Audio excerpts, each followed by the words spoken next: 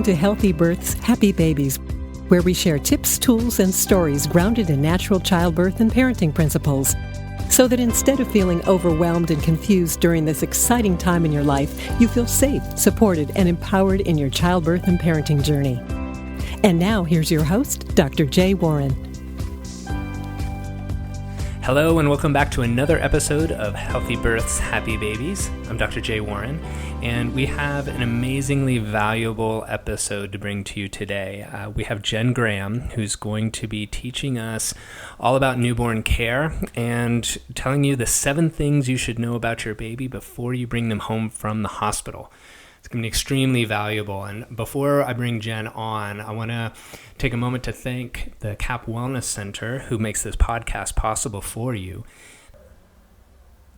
The Karp Wellness Center in Encinitas, California, has assembled an incredible team of fully certified holistic healthcare professionals that offer the very best in prenatal and postpartum wellness services. We offer acupuncture, chiropractic, massage, yoga, lactation support services, and a wide variety of birth education classes to ensure that you are fully able to experience the power of birth. And now I'd like to introduce to you Jen Graham. Jen has been a practicing doula since 1996. She's trained and certified through DONA International. She offers birth and postpartum doula care in the greater San Diego area. She teaches Newborn Care 101 at the Karp Wellness Center and is an evidence-based birth instructor. She's the mother of 4 children of her own, and she's cared for hundreds of newborn babies and their families.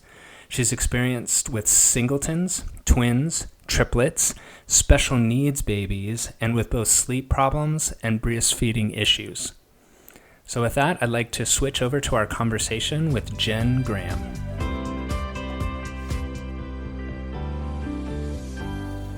All right, Jen, welcome to the podcast. Hi, thanks, Dr. J.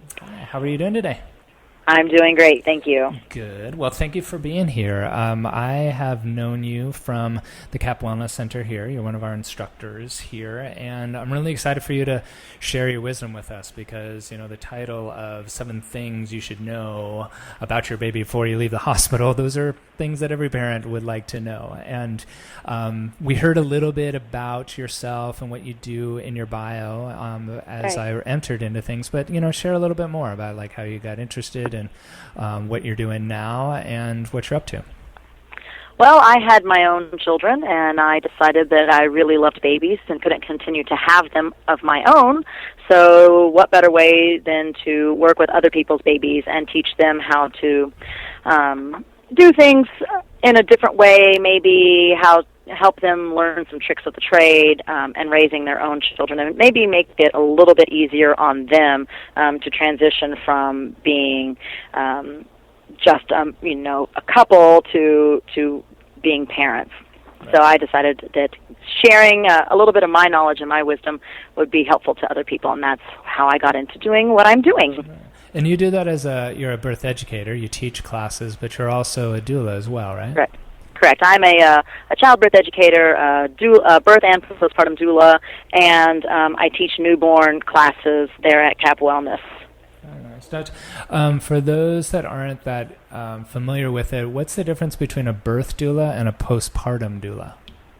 So a birth doula helps the parents during their pregnancy. They educate them, usually doing prenatals at their home. They attend the birth, and then they help for just a tiny bit of time after the birth. The postpartum doula comes in usually after the birth. Sometimes they're there while the person is still pregnant, explaining what they need to have set up in the house and stuff like that. But we're mostly after the birth. We come in usually within the first week, teach breastfeeding, teach baby care, teach new mommy care, all those kinds of things. Okay. Well, and that's, a perfect segue into your expertise around what we're going to be talking about today, the 7 things you should know before bringing your baby home. So let's jump right in. What's the first thing you think that we should know as we're bringing that baby home? Right. The very first thing is that babies don't come with a manual. It's unfortunate. That's true. We just have to figure it out on our own. And if you don't have a lot of baby experience, you may not know things like how to hold your baby, how to burp the baby, how to change a baby. But don't worry, you're going to learn these things as time goes on. You just got to make sure that you give babies love and do what you feel is right.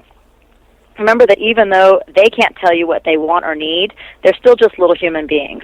So just treat them how you would want to be treated if you were them. If they're crying, pick them up and hold them. If they need to be fed, feed them. Those are just, the pretty simple things.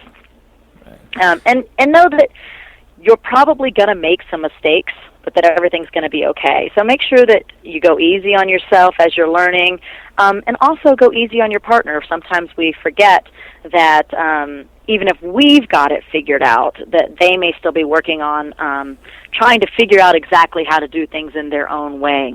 And it's okay if they do things differently than you. It's not wrong. It's just different. So every parent will have their own style of changing a diaper or bathing the baby or calming the baby, things like that.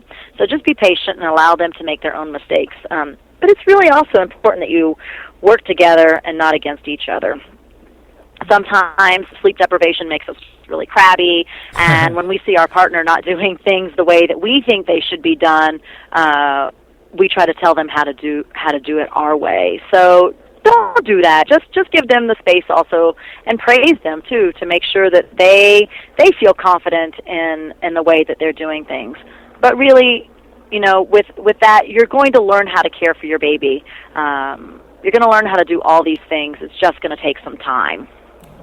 And I heard one parent say, actually it was a dad that was saying, kind of talking about the challenge you just said around, I'm trying to figure things out myself and figure it out in their own way. And it's really a bonding experience, It is. We're figuring it out ourselves, and, baby's doing different things with dad as they are doing with mom or the other partner, whatever it might be. And giving yourself the space to, make mistakes and allow it to grow is very wise advice.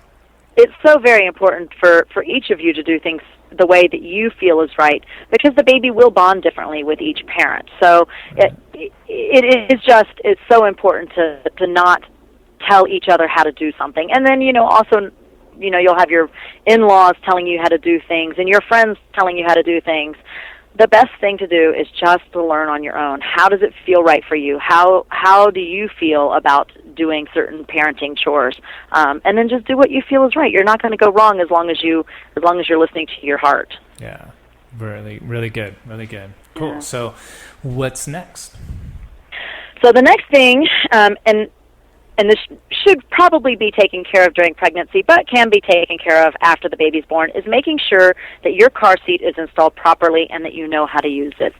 That is probably one of the most important things that you can do as a parent, is making sure your baby is buckled in properly. And it's also one of the things that most parents do incorrectly. So there are a lot of fire stations and police stations, and even the hospital sometimes, that have car seat installation techs who can check to make sure that your car seat is installed properly. It's usually free of charge. You just go, you make an appointment, usually you call them, you make an appointment, and then you go in and you've already had your car seat installed, and then they will check to make sure that it's in there properly. And if it's not, they will show you how to install it properly, so that if you have to transfer your car seat from one car to another, that you still know how to get it into the car in the correct fashion. The car seats should be tight in the car. They should not move forward or backward. They shouldn't move sideways. It should be almost like an extension of the vehicle seat. And the other thing that I see a lot of parents doing incorrectly is the straps that hold the baby into the seat.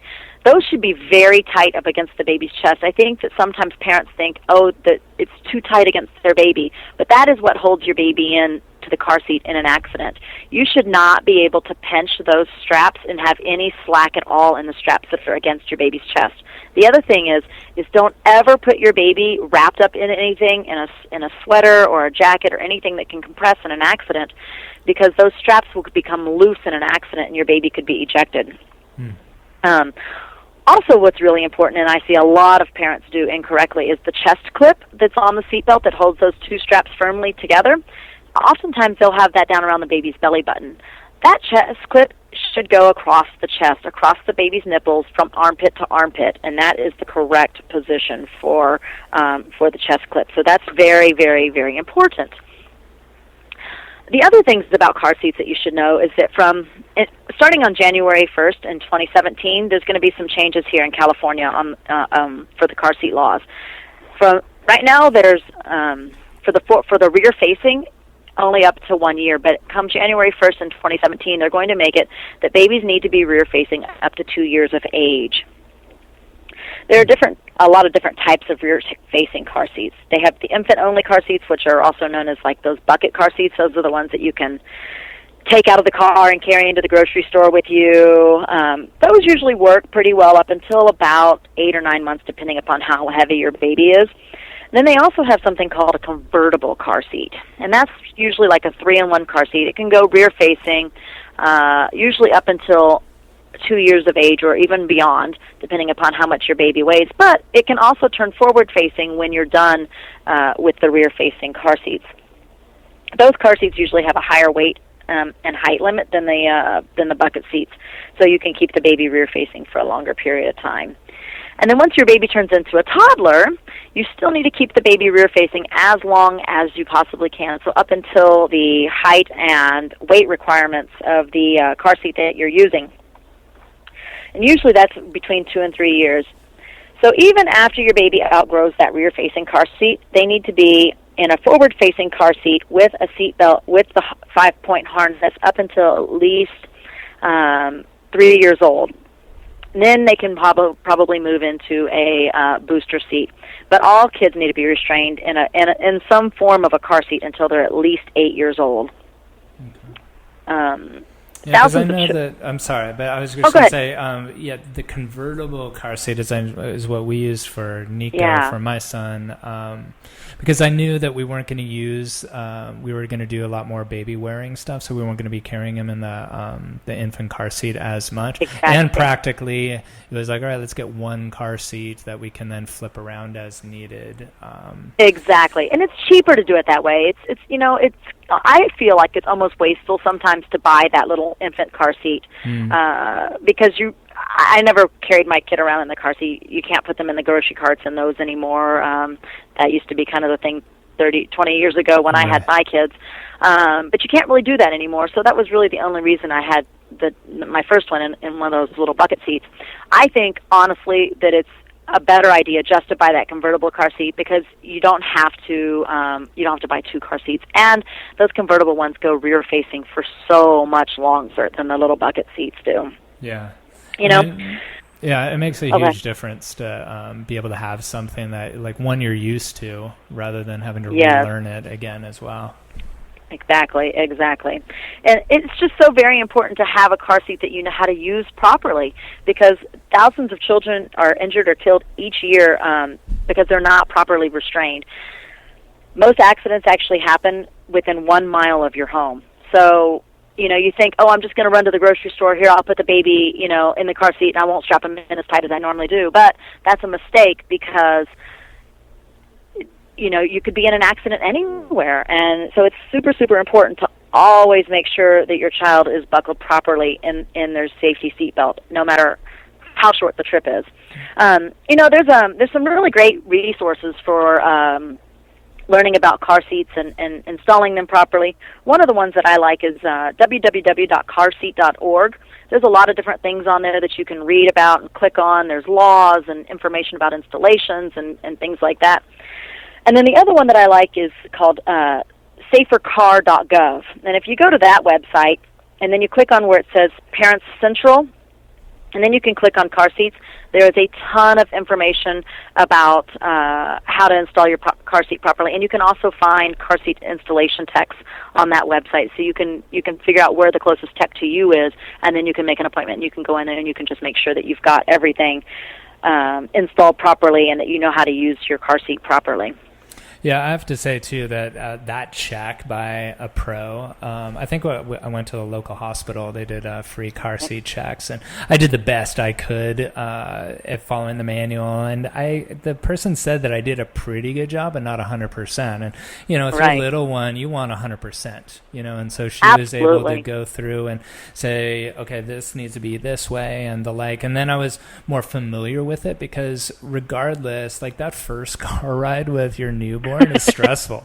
It's totally stressful. It's like you're 16 again with your new driver's license. You're so careful, and if you can take the car seat worry about did I do it right or did I strap him or her in right, take that out of the picture, then you can be that much more attentive when you're driving for your first time. That's so true. I mean, that is so true. I in my postpartum work, one of the things I do is check my clients' car seats, and I would say that probably 80% of them do not have them installed properly. And they think that they do. Right. So then I have to show them, it can't move this way, it can't move that way, you got to tighten this here and tighten that there. Unfortunately, car seats are not a one-size-fits-all in cars. There's no uniform car seat and and seatbelt installation in cars. And until there is, people are still going to be making mistakes. It's very, very easy to make a mistake. Yeah. And those websites that you just mentioned, I'll put in the show notes and have on the website so people can click through. They don't have to worry about copying them down right now. Oh, great. Thank you. Yeah, sure. So that's the first two. What's next? So number 3 is that you cannot spoil or schedule a baby. Sometimes I think that new parents think, oh, if I hold the baby too much, or, we hear our grandparents say, oh, you're going to spoil that baby if you hold the baby, or you should have that baby on a schedule. Those are a lot of things that I hear from new parents, and you cannot do either one of those. It's impossible. Babies need to be held. When they're born, they are not like other mammals. A baby horse is born, and within the first hour, the baby horse is up and running through the pasture, and it's nursing on its mom, and it's pretty self-sufficient. Newborn human babies are not like that. They're actually more like marsupials, like kangaroos. They need to be held a lot. When they're born, they're not fully developed. Otherwise, they would be way too big to give birth to. So holding your baby a lot, kind of like in a pouch, like a kangaroo does, is a really good way to help your baby feel safe. Babies are used to being like jostled and jiggled. When they're in your belly and you're moving all day long, they're used to constant movement. So if your baby's born and then you lay your baby down a lot, your baby is not getting any movement and they start to cry. They don't feel safe. They don't feel secure anymore. So holding them most of the day is still less than what they're used to being held. And then a lot of parents say, well, I can't hold the baby all day long. I have things I have to do. So a great way to tend to your baby's needs and still be able to get things done is to invest in a baby-wearing device. All sorts of different kinds of carriers, like slings and pouches, Mai Tais. There's so many different kind of carriers. I couldn't possibly tell you all of them. But there are some Facebook groups that you can go to. You just Google baby wearing, or not Google, but go on your Facebook group and look for baby wearing groups. There's YouTube videos that will teach you how to wear your baby. My favorite carriers are actually the wraps, things like the Maya wrap. I like that one really a lot for newborn babies. It's not so good for older babies because it's stretchy. But then as the baby gets older, you can get a woven wrap, which is a lot less stretchy. Yeah.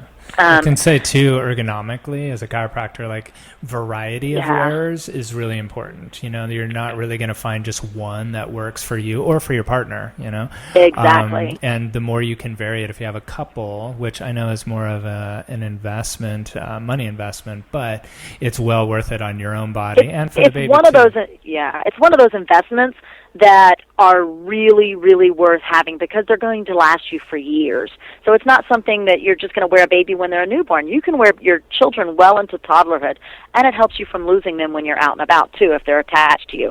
So I know that I wore my toddlers, when my fourth child was born, I wore him until he was probably well into his 3s, maybe even 4, just because it was easier to keep track of him if he was on my back than if he was running around and I was trying to keep track of 4 children. I do like those wraps, but when you're out and about, they're a little bit more difficult to use. Those kind of have like a little bit of a learning curve. They're kind of a little more difficult than something, say, like a soft-sided carrier, which would be something like your Tula kind of carriers. Those are a lot easier to use. They basically have like a waist strap and then some shoulder straps and a pouch that you put the baby in, and then you pull the little straps and make it tight, and it's so easy to get on and quick. So if you're just running into Target or wherever, you can grab the baby out of the car seat, toss it in your soft-sided carrier, and go. And those, again, they last well into the preschool years. So you don't need to buy a whole lot of different carriers, maybe one or two different kinds. However, I would caution, like you said earlier about the chiropractic issues with carriers, is I would caution against getting a carrier that goes between the baby's legs, where the baby's legs are dangling, because I just don't think that that's really good for your baby to be sitting with all of his weight on their bottom like that, or their crotch actually all day if you're carrying the baby. So I like the carriers that are almost like a hammock for your baby's butt, let's say. Yeah, and you're exactly right. Structurally, their pelvis isn't really designed to hold weight yet. Right. So if you load it too much, it can, interfere with the pelvis and their development. So wise advice there as well. Yeah, I prefer the ones that they're just kind of sitting in a hammock with. And then, these carriers can be worn front facing, side, on your back. You can wear them in many different areas, just depending upon how old your baby is, how good their head control is. And that way you're not constantly wearing the baby on the front of you or on one side of you, because that's really not good for a mother from a chiropractic standpoint either, to have all the weight of a baby constantly in one area of their body. So you can switch it around as they get a little bit older. Right. And what about scheduling? Yeah, so sometimes grandparents are like, oh, you need to put the baby on a sleep schedule, or they should only be eating every 2 hours or every 4 hours or whatever. Babies don't know what a clock is. They eat when they're hungry, which is usually every 2 to 3 hours, and they sleep when they're tired. When they're born, they have no idea the difference between day and night, and often they have it confused because when the mom's been walking around all day jostling the baby sleeps during the day because the baby is being jostled all day. When the baby's born, the baby is not being jostled all day anymore, so the baby is confused about when it is supposed to sleep. So it takes a little while for the baby's sleep cycles to start to coincide with the parents. You can't really expect a baby to sleep for more than 2 to 4 hours at a time until they're about 4 to 6 months old. They need to eat. Their bellies are really small, and so they go through the milk that's in their tummy pretty quickly, and they'll wake to eat. The other thing is, I hear a lot about sleep training. Oh, I need to sleep train my baby. Well, babies have such small tummies that you really can't sleep train them until they're eating solids, which is usually at 6 months or after. They need to be eating during the night in order to stay healthy and to continue to gain their weight. Yeah, I know that when Nico was, in his first months, like, he woke up to eat, but he didn't fuss or didn't cry. He was hungry. We fed him and went back to sleep. But, in the sleep deprivation sense, we're starting to ask around and be like, what's your baby doing? Like, are you sleeping through the night? Am I sleeping through the night? All that kind of comparison stuff. And we had a lot of parents say, oh, yeah, my baby's been sleeping through the night since 3 months. And you kind of get that deer in the headlights, like, are you kidding me? It turns out, like, well, yeah, they wake up 3 times to eat, but they've been sleeping through the night. I'm like, that's not sleeping through the night.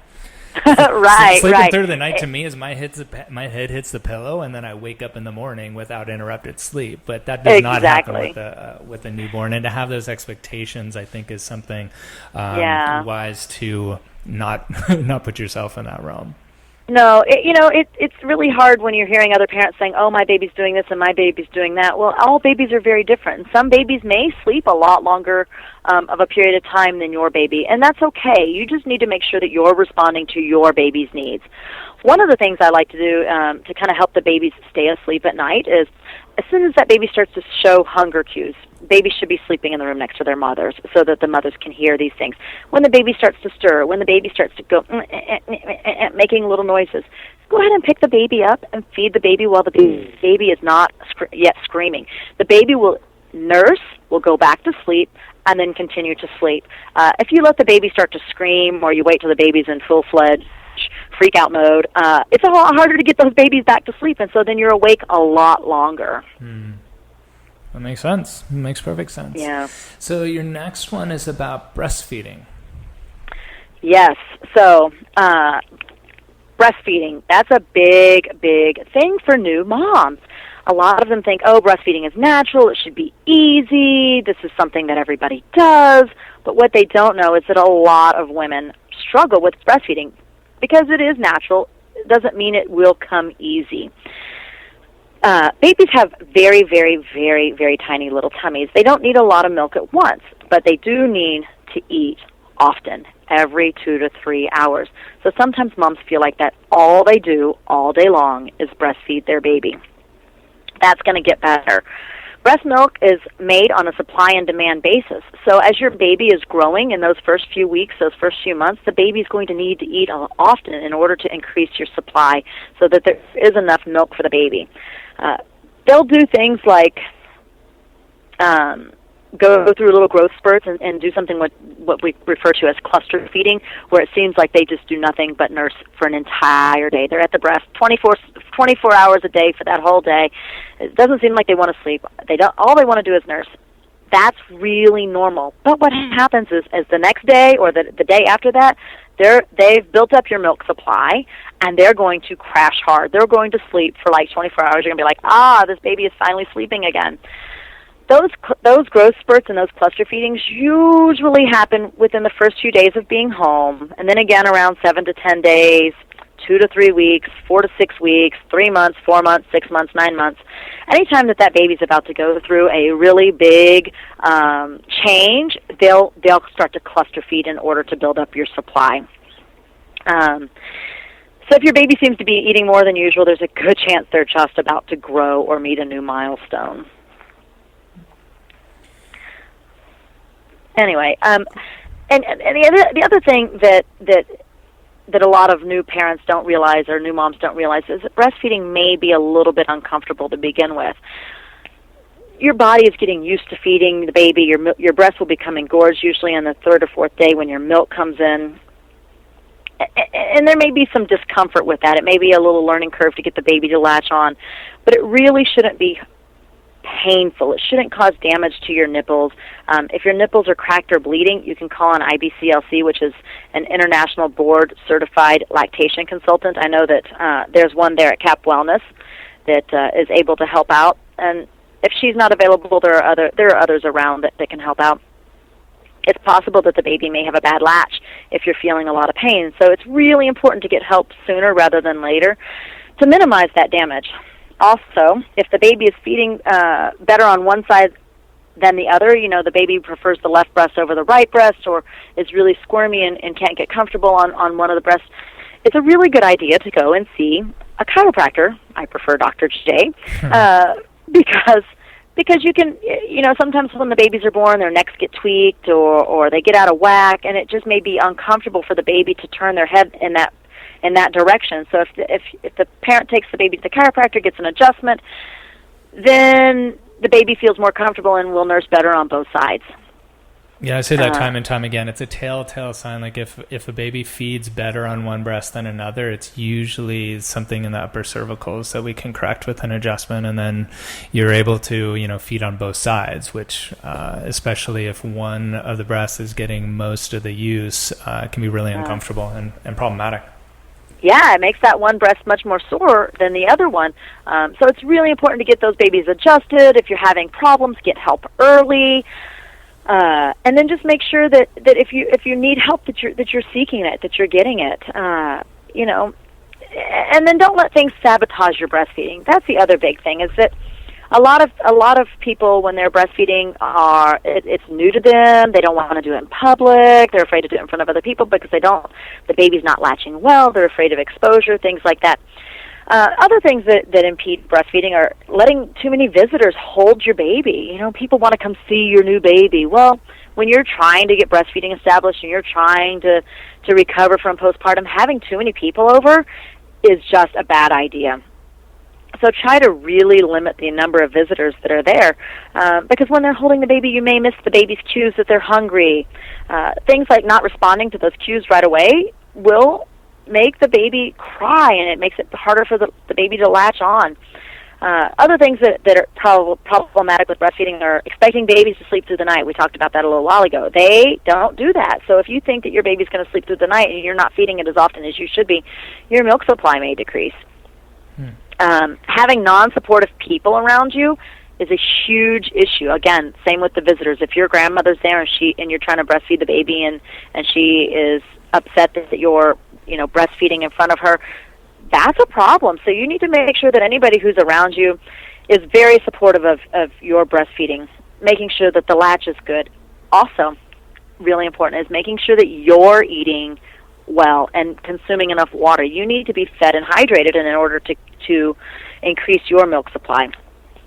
And I know that, like, the first 6 weeks of breastfeeding sometimes is just so difficult. You're learning something very new, something you've never done before, your baby has never done before. But usually between 6 and 8 weeks, breastfeeding will become so much easier. It will be much easier than bottle feeding because you always have your breasts with you. So if you're out and about and your baby gets hungry, you have food there immediately to feed the baby. You don't have to worry about going and making a bottle. And by then you'll be an expert and you'll be able to breastfeed your baby anywhere, anytime, doing anything. Well, and I think that's really important. We just said is that time frame of 6 to 8 weeks. I mean, that's a much longer time frame than a lot of women give themselves with breastfeeding. A lot of times, parents I'm seeing here, like if in the first week they're having challenges, there's just a lot of guilt. Like, I don't know, and they're not reaching out for the help, like you said, with a lactation consultant. So I think that's great. Being able to say, okay, it's a 6 to 8 week process of something natural, but something new and something that you need to learn how to work with.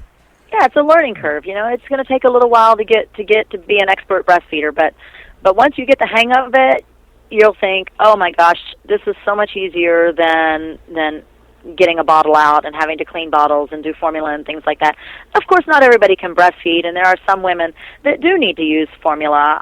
And so for those women, I think it's very, very, very important that you bottle feed a baby just like as if you were breastfeeding the baby. You hold the baby at your breast. You feed the baby the bottle. You switch sides with the baby. You look into the baby's eyes. It's still very, very important to bottle feed a baby just like as if you were breastfeeding it. Great. All right, so number 5.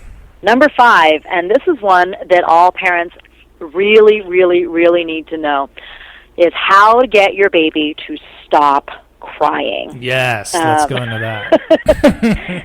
Because, we don't want to hear those babies' cries. It just pulls on our heartstrings when the baby is there and helpless and we don't know what to do. So if you've done everything, you've fed the baby, you've changed the baby, you've made sure the baby's not too hot or too cold, and you still can't figure out why your baby is crying, there are some things that you can do. The method that I use is called the Happiest Baby on the Block, and it was invented by Dr. Harvey Karp. He found that there's basically like a shut-off mechanism for babies that are crying. It's a reflex, and the things that he uses are known as the 5 S's. And he starts with swaddling a baby.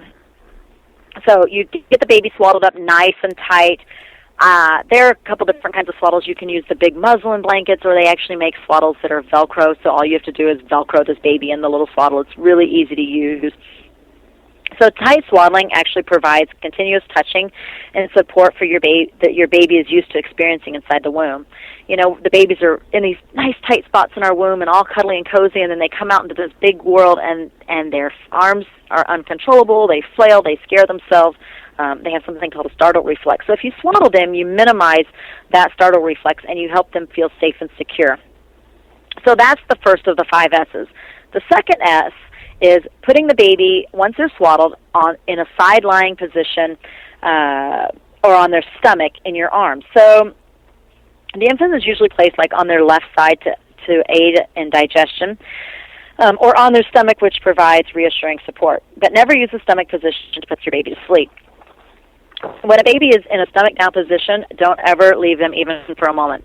But what I think is really important is that once you've got the baby swaddled, you put them in your arm in what's called like the football hold, and then you can kind of shake and jiggle the baby in the football hold. It makes the baby feel really secure. The third S is called shushing. So I don't want to shush the entire time to the baby, but it sounds like shh. So what I do is I have an app that has ocean waves, which kind of sounds to me like what I think it sounds like in utero. It's just a really calming app, and so I'll play that for the baby so that I don't have to shh the whole time. But when you've got the baby swaddled and the baby's inside lying in your arm, you start to shush, and you're going to shush as loud as the baby is crying. I know that sounds crazy, but you're going to do it as loud as they're crying so that they can actually hear you. So the ocean waves that I use, I just got on Amazon Music, and it's by Joe Baker, if you guys want to check that out. Once you've got the baby shushing, if that's not working The next S is swinging. Newborns, like I said earlier, are really used to being moved all the time. They've been in your belly. You're walking. You're doing stairs. You're exercising. You're doing all these things. And babies are used to that movement, constant movement. So if the newborn is not being quiet after you've swaddled them and put them in the sideline position and you're shushing, start swinging them. You can put them in a swing, or one of the things that I like to do is jiggle. And that's where, when you've got the baby on your arm and the baby's head should be resting in your hand, is you just kind of shake your hand. And in my classes, I tell people it's like rolling dice. So you kind of just shake your hand like as if you were going to roll dice if you were in Vegas, which we all at this point are wishing we were in Vegas when our kids are screaming. So you just kind of shake your hand and jostle that baby's head just a little bit. You don't have to worry about shaking baby with this kind of movement. This isn't a very hard movement. It's a very soft, kind of quick, jiggly movement, and it just kind of reassures that baby. The last thing in the 5 S's is sucking. When a baby is brand new, you don't want to give them a pacifier until the breastfeeding relationship is established, but you can give them your finger to suck. You can you put them on the breast. That will help. But if you've got the baby in your arms and you're doing the jiggling movement with your hand, I would stick my finger in the baby's mouth and just let the baby suck on my finger. All 5 of these things together help trigger that nervous system reflex. It's a calming reflex, and helps get the baby to quit crying.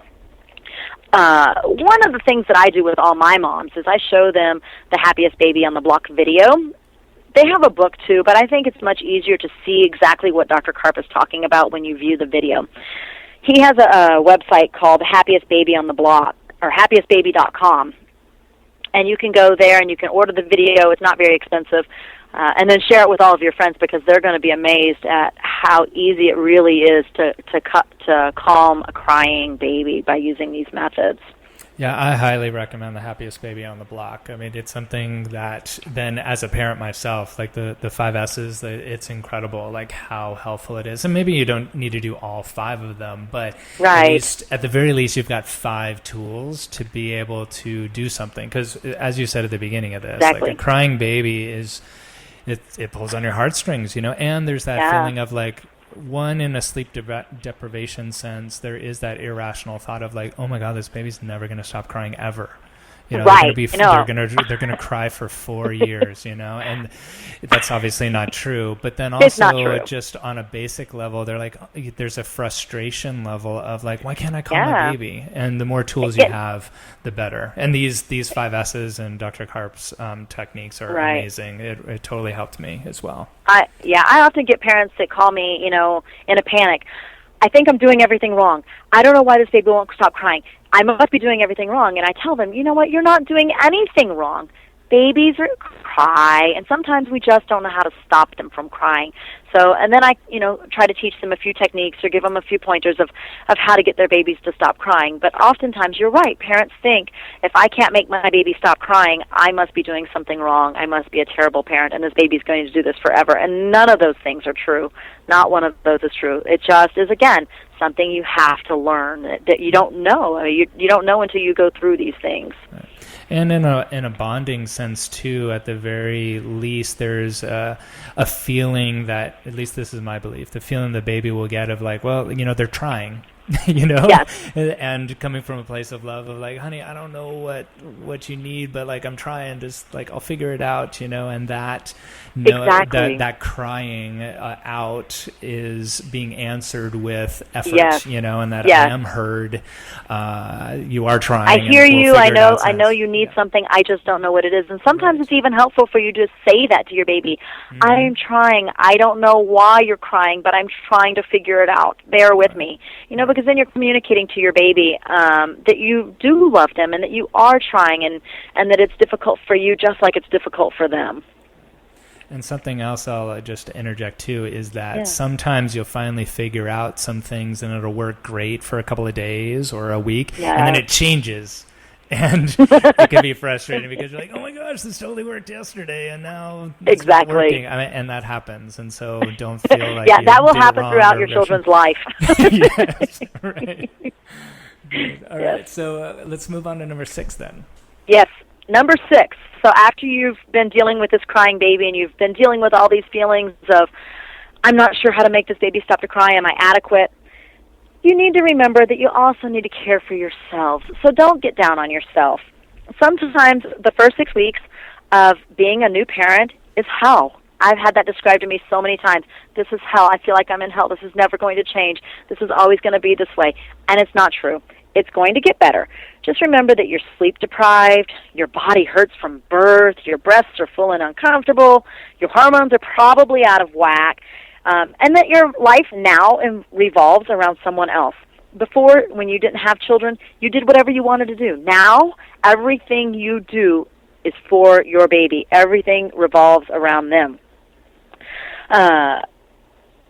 And you no longer have say in how you do something or when you do something or how you do it.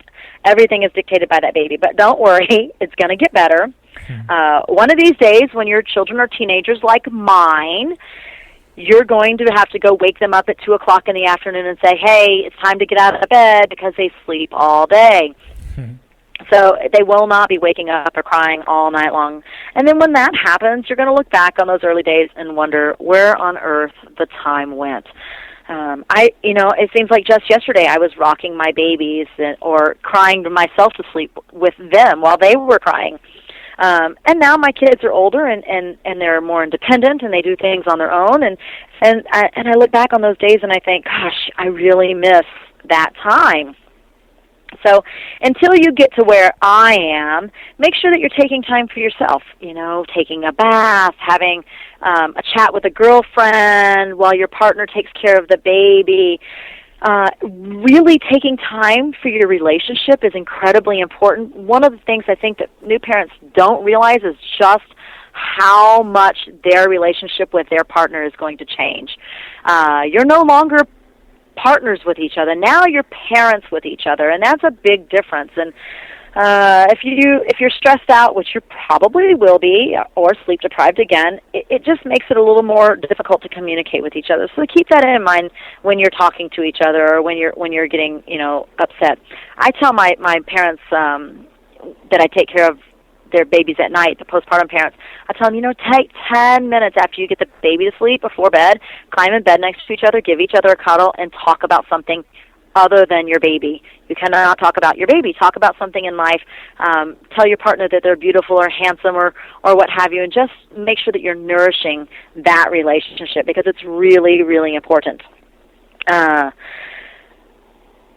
again, healthy eating, sleeping when baby is sleeping, just doing anything that you can to take care of yourself. And the partners, too, they need to make sure that they're taking care of themselves so that they can help the primary partner when they get home from work or what have you. Because I cannot tell you how many times when my babies were little that my husband would walk in the door and I would be in tears with the baby in my hands, shoving my baby in my husband's chest going, I just don't know what to do anymore. And if he wasn't taking care of himself, he wouldn't be able to take care of me. So it's super important for both partners to take care of themselves.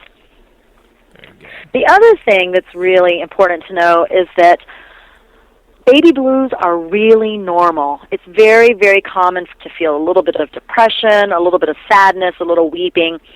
Usually between 25 and 50% of women experience a little bit of baby blues. What's not normal is something called postpartum depression.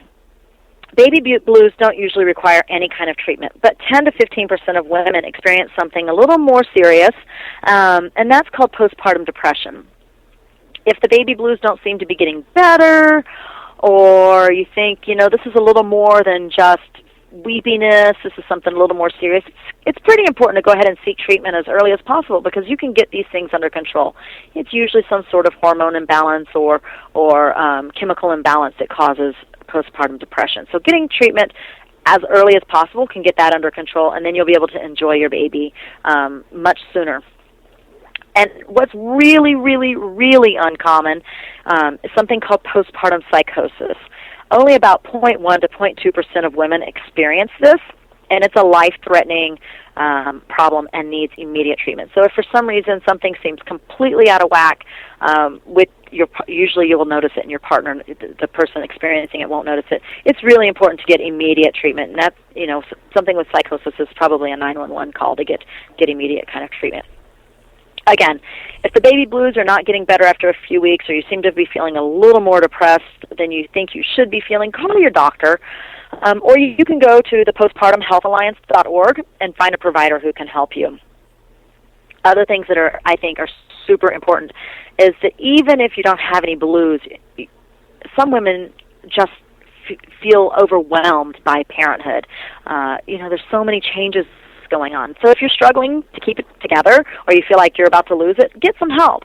There are things that you can do, like get a postpartum doula. A lot of times I go into homes where parents are just feeling overwhelmed, and I help them get a good night's sleep, or I show them some tricks of how to, get rid of the baby's gas, or wrap the baby up and do things like that.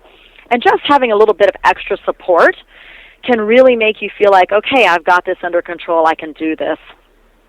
Things like grocery delivery. A lot of grocery stores do grocery delivery. There's Amazon offers something called Amazon Fresh, and it's available in a lot of areas. Not everywhere, but it's grocery delivery to your front door. You go on an app, you put in your groceries when the baby's asleep, and you wake up the next morning and they're on your front porch. It's been a lifesaver for me.